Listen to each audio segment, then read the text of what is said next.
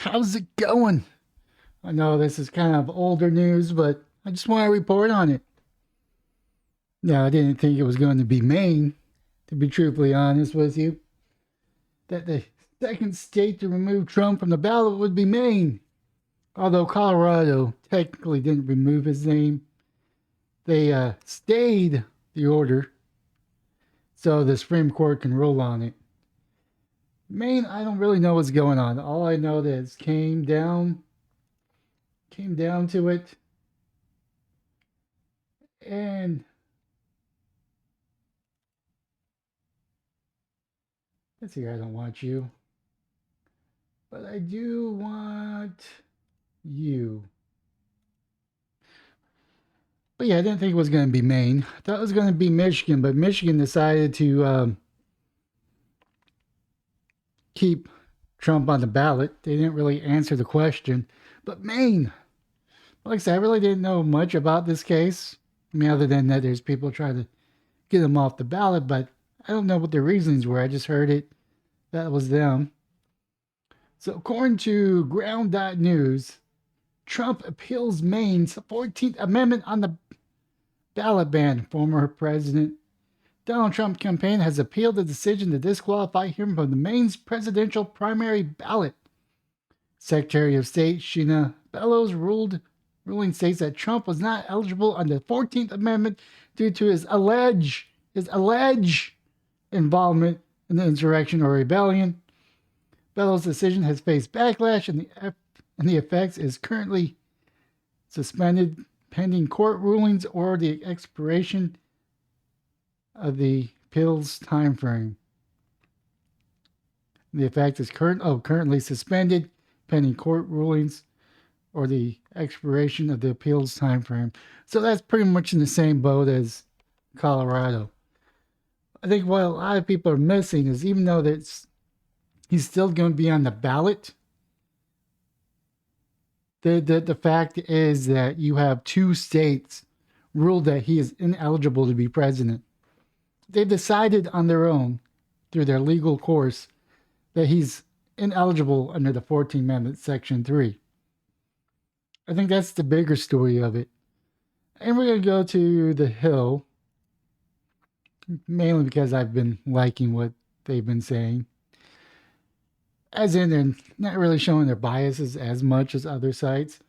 Now, this is thehill.com. Trump appeals Maine 14th Amendment ballot by Zach Schoenfeld on January the 2nd, 2024, 4:49 p.m. Eastern Time.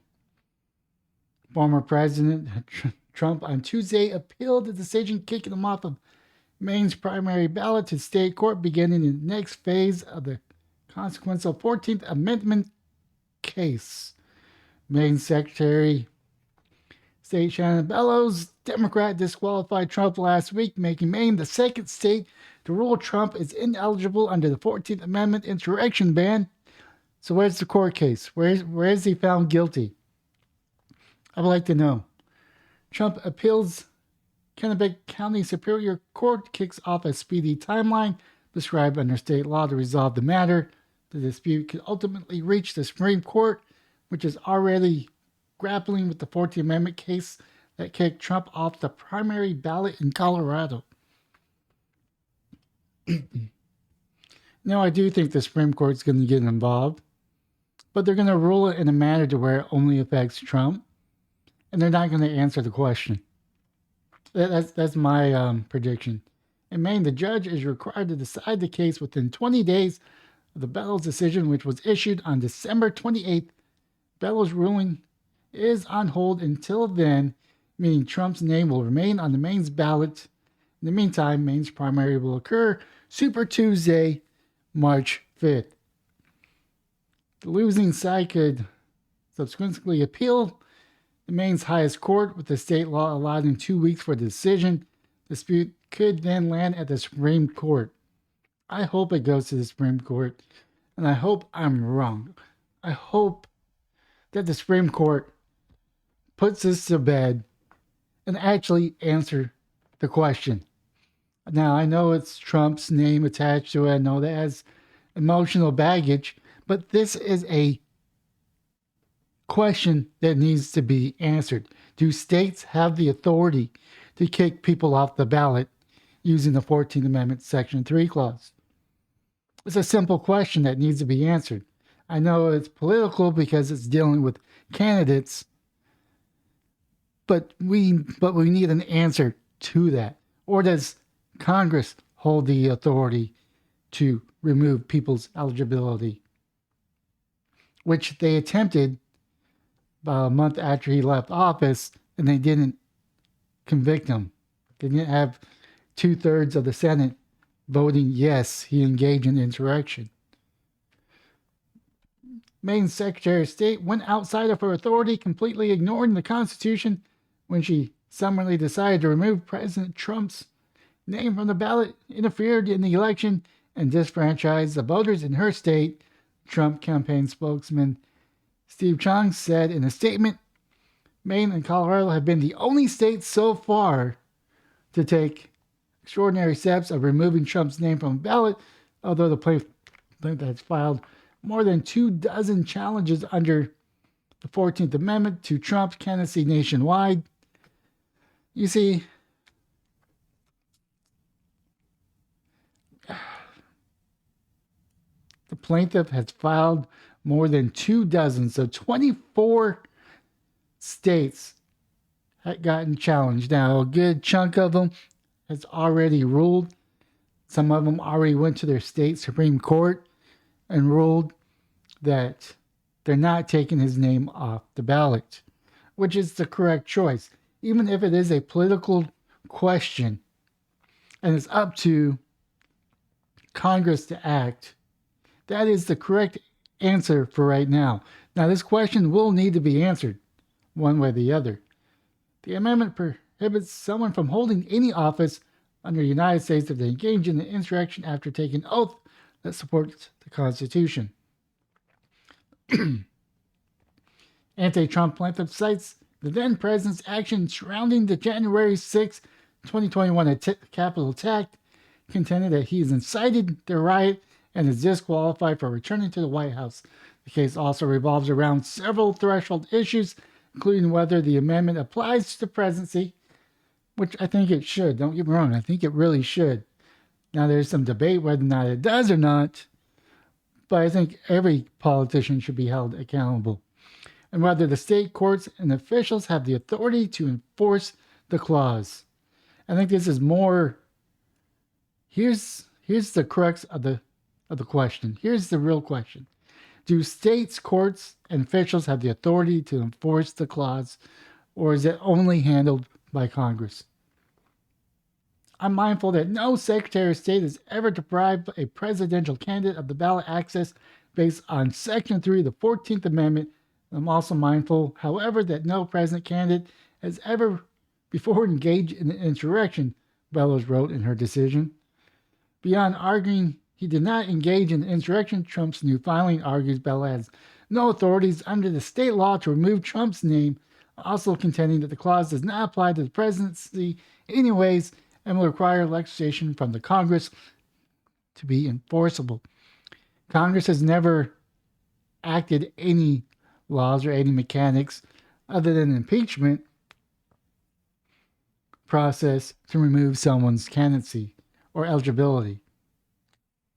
Even if Maine law authorized the Secretary to consider challenges to President Trump's candidacy under Section 3 of the 14th Amendment, which it did not, the Secretary could not properly have considered Section 3 and erred as a matter of law in doing so.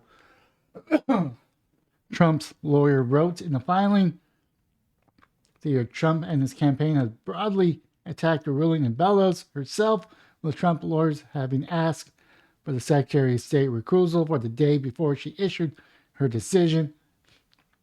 Make no mistake, the Secretary is partisan Democrat under the former ACLU executive who has decided to abuse the authority of her office and help her preferred candidates, crooked Joe Biden, steal the 2024 election. Chung said in a statement, President Trump will fight these bad faith attempts to destroy American democracy, and he looks forward to the victory in both state courts and the presidential election in November, it's time to make America great again. Trump has not yet appealed the Colorado decision, although he is expected to do so immediately. The Colorado Republican Party has already appealed separately. Interesting. I thought he's already filed the appeal. That's kind of interesting tidbit. This was updated at 5:30 p.m.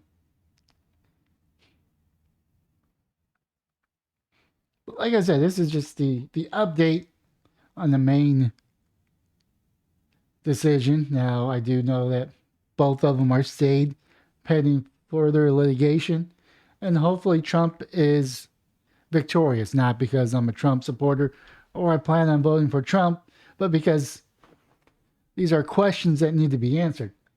I'm glad that they removed Trump from the ballot because we want these, I personally want these questions to be answered. Do states have the authority to remove someone from the ballot?